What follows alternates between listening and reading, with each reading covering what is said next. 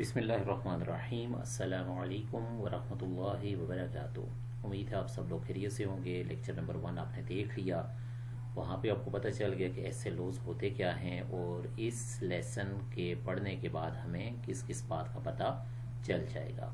ٹھیک ہے، اب آ جاتا ہے پری ریڈنگ۔ تو یہ پری ریڈنگ یہ بھی ہر لیسن میں ہوگا۔ پری کا مطلب ہوتا ہے پہلے، ریڈنگ کا مطلب ہے پڑھنا، یعنی پڑھنے سے پہلے۔ ٹھیک ہے، اب جیسا کہ آپ نے اس لیسن کو شروع میں دیکھا تو یہاں پر نبی اکرم حضرت محمد صلی اللہ علیہ وآلہ وسلم کا روضہ مبارک آپ کو نظر آ رہا ہے۔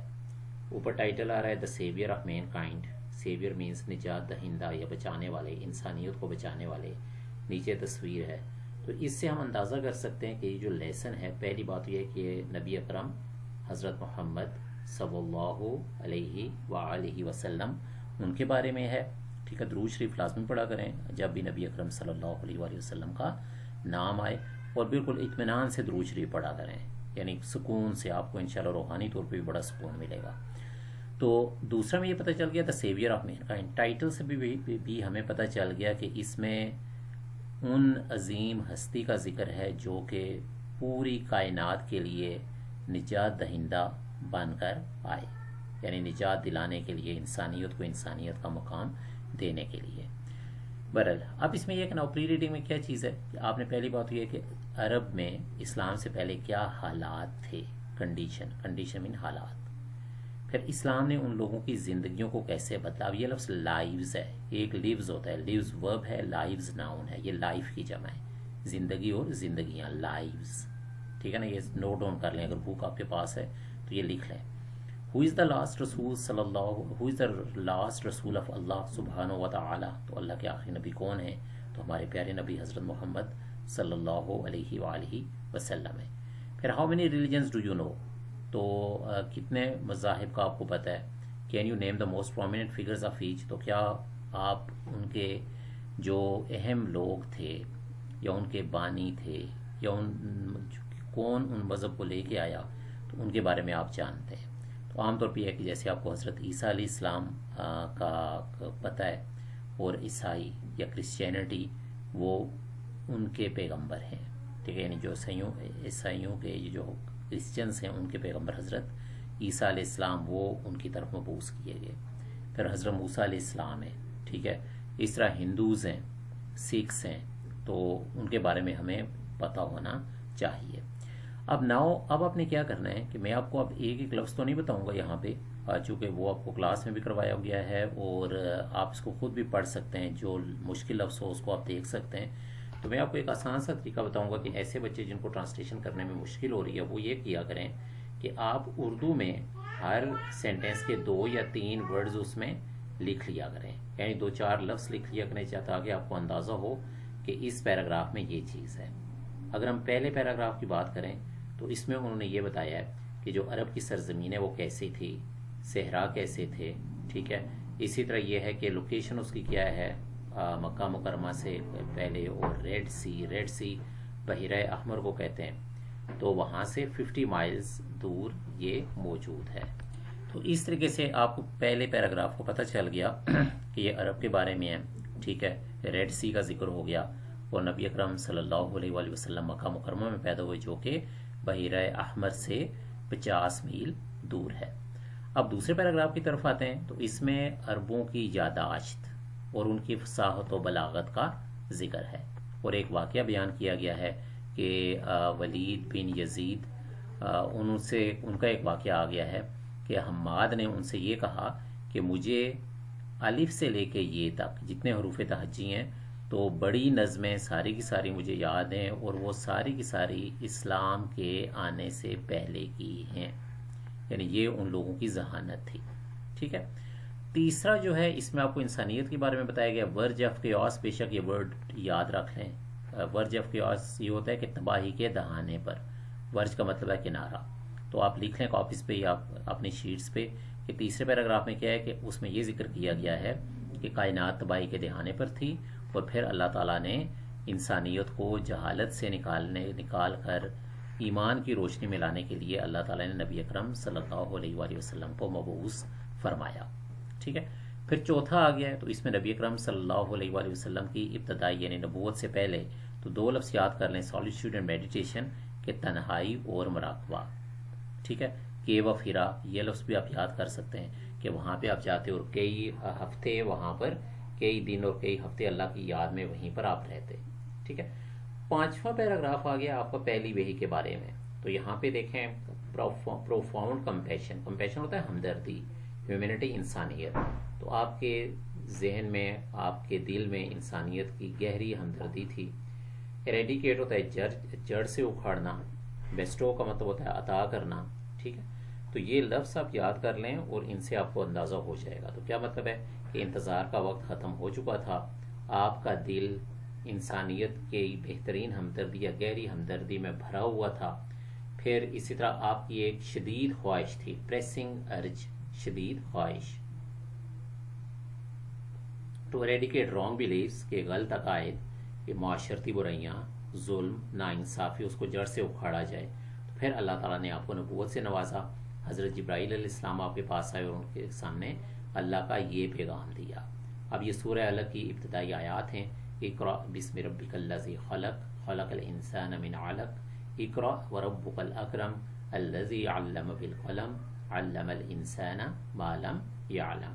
ٹھیک ہے، تو یہ آپ نے عربک، یہ اس کا ترجمہ آپ نے اردو میں بھی پڑھا ہوا ہے. تو یہ ویسے بھی آپ کو آتا ہے کہ پڑھیے اپنے رب کے نام سے جس نے پیدا کیا انسان کو، ایک خون کے لوتھڑے سے پیدا کیا. ٹھیک ہے، پڑھیں، اور آپ کا رب بہت زیادہ کرم کرنے والا ہے.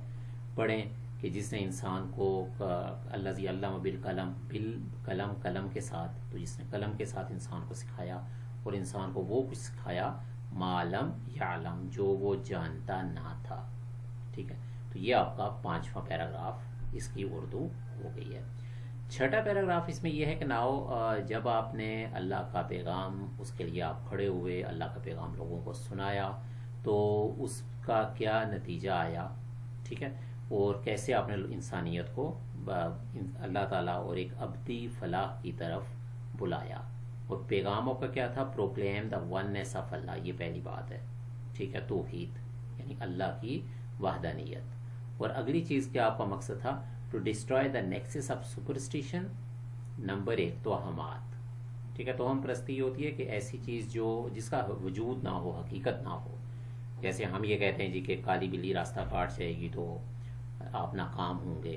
ٹھیک ہے، اس طرح جہالت ہے، اگنورینس، ڈس بلیو، غلط عقائد، ان کو ہٹا کے آپ نے کیا کرنا تھا کہ life and lead mankind to the light of faith and divine bliss. Bliss ایک ہوتا ہے بلیس، BLESS.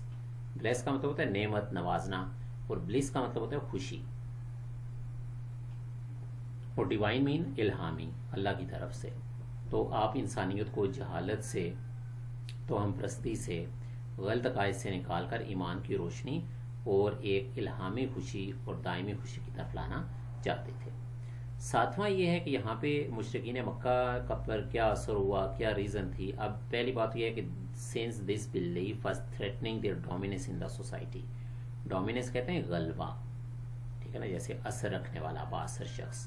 تو اب چونکہ اسلام میں بتایا گیا ہے کہ سب لوگ برابر ہیں، انصاف کی تعلیم دی گئی. ٹھیک ہے، تو اب اس میں سے یہ سارے کا سارا کیا ہے کہ چونکہ یہ چیزیں جو عرب کے مشرکین تھے ان کے خلاف تھیں، تو انہوں نے کیا کیا؟ they wanted him to renounce their cause and take to idol worshipping.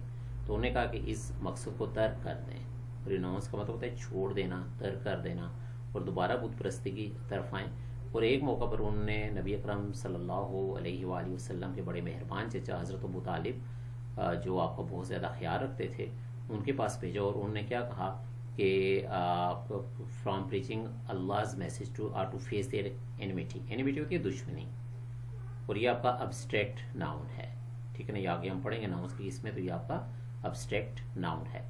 تو انہیں کیا کہ یا تو آپ اپنے بھتیجے کی حمایت چھوڑ دیں، ان کو منع کریں، یا پھر یہ کہ ہماری دشمنی کا سامنا کرنے کے لیے تیار ہو جائیں. Finding himself in a dilemma. Dilemma کیا ہوتا ہے؟ ڈیلیما یہ ہوتا ہے کہ آپ ایسی صورتحال میں ہوں کہ آپ کوئی فیصلہ نہ کر سکیں، یعنی نہ اس طرف جا سکیں نہ اس طرف جا سکیں.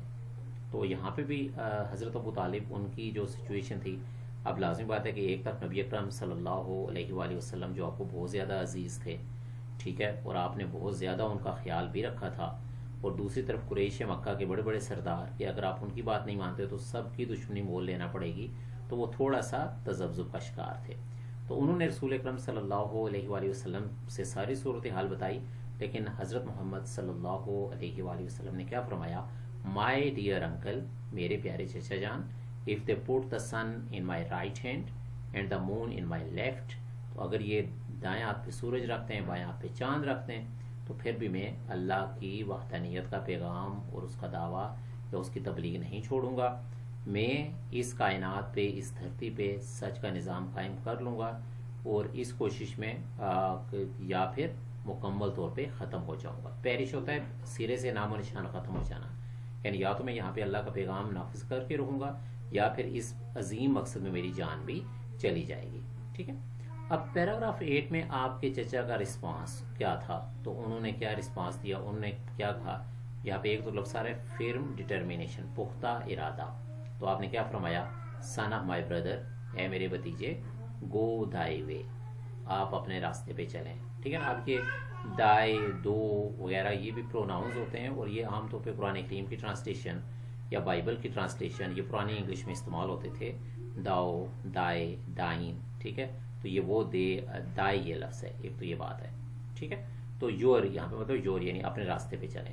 نن ول ڈیئر ٹو ٹچ یو، تو کوئی آپ کو چھونے کی ہمت بھی نہیں کر سکتا. آئی شیل نیور فورسیک دی، میں کبھی بھی آپ کو تنہا نہیں چھوڑوں گا. ٹھیک ہے.